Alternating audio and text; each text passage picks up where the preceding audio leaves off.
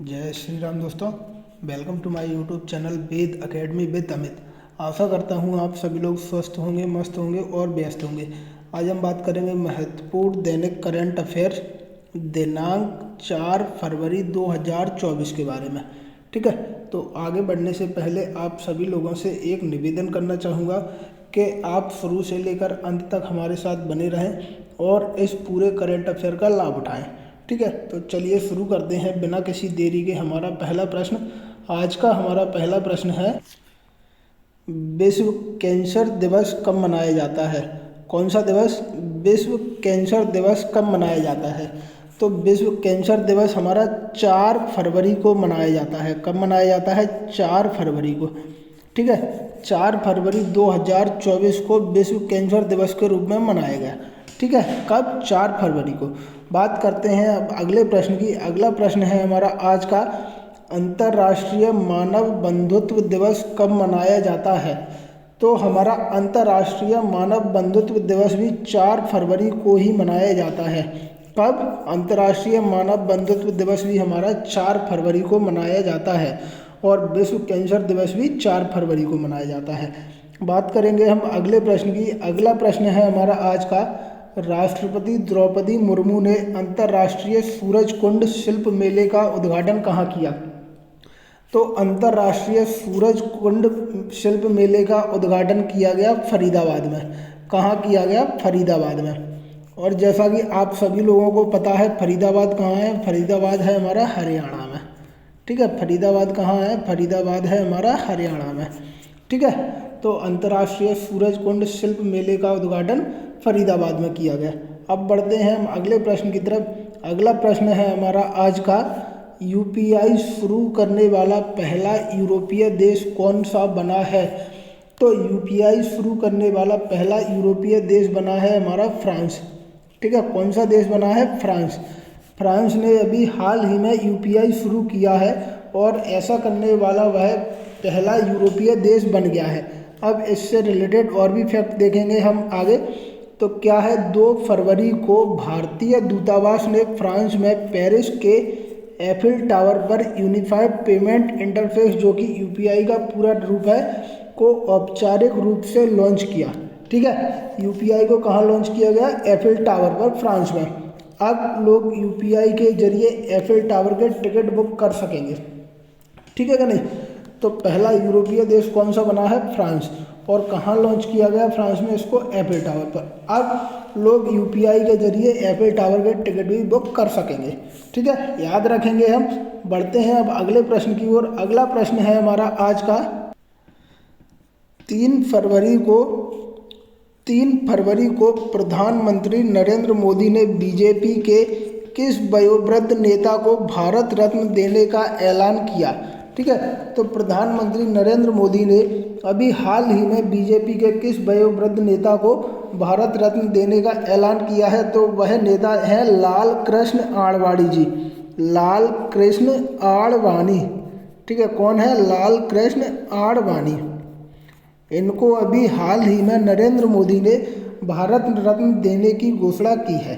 ठीक है, अब अपन देखते हैं आगे अगली स्लाइड में। अगली स्लाइड है हमारी, 96 वर्षीय आडवाणी देश का सबसे बड़ा सम्मान पाने वाले देश के 50वें व्यक्ति और बीजेपी के दूसरे नेता बन गए हैं।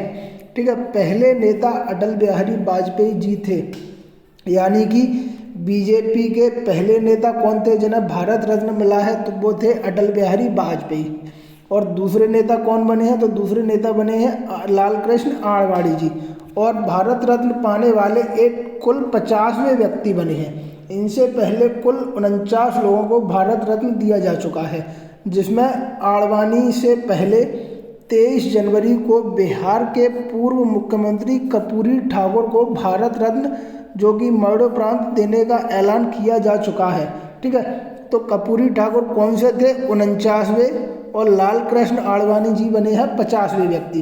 अब केंद्र सरकार एक साल में 3 लोगों को भारत रत्न से सम्मानित कर सकती है। ठीक है, कितने लोगों को? 3 लोगों को। ये प्रश्न हमारा पूरा हुआ। कोई डाउट हो तो आप कमेंट सेक्शन में पूछना। ठीक है, बढ़ते हैं हम अगले प्रश्न की ओर। अगला प्रश्न है हमारा आज का, देश का ऐसा पहला संग्रहालय कहाँ होगा जहाँ प्राचीन काल से लेकर स्वाधीनता के वीर नायकों की जानकारी मिलेगी। यानी कि प्राचीन काल के जो स्वाधीनता सेना नायक थे या वीर नायक थे, ठीक है, या स्वतंत्रता संग्राम सेनानी थे, प्राचीन काल से लेकर अभी तक इन सभी की जानकारी कहाँ मिलेगी। तो ऐसा संग्रहालय देश का पहला कहाँ होगा, तो वो संग्रहालय होगा उज्जैन में। ठीक है, मध्य प्रदेश के उज्जैन में वो संग्रहालय बनाया जाएगा। कहाँ पर? मध्य प्रदेश के उज्जैन में। ठीक है, मध्य प्रदेश के उज्जैन में ऐसा संग्रहालय बनाया जाएगा। और जिसका पहले उसका नाम कोठी महल था। क्या था? पहले उसका नाम कोठी महल था, लेकिन अब वह वीर भारत संग्रहालय होगा। अब वीर भारत संग्रहालय होगा उसका नाम। क्या होगा? वीर भारत संग्रहालय। पेपर में आपसे इस तरीके से भी प्रश्न पूछ सकता है कि वीर भारत संग्रहालय कहाँ स्थित है, तब आप लगाएंगे उज्जैन में। ठीक है, वीर भारत संग्रहालय कहाँ स्थित है? उज्जैन में। बात करते हैं अब अगले प्रश्न की। अगला प्रश्न है हमारा, पुरुषों के राष्ट्रीय दृष्टिबाधित T20 cricket tournament Nagesh trophy में कौन विजयी हुआ? तो नागेश ट्रॉफी किसने जीती है? तो नागेश ट्रॉफी जीती है अभी हाल ही में कर्नाटक ने। किसने जीती है? कर्नाटक ने नागेश ट्रॉफी जीती है।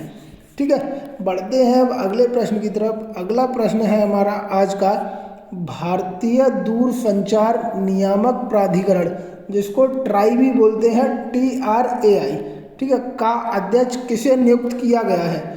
तो ट्राई का अध्यक्ष नियुक्त किया गया है अनिल कुमार लाहोटी जी को। अनिल कुमार लाहोटी, ठीक है, इनको ट्राई के अध्यक्ष के रूप में नियुक्त किया गया है।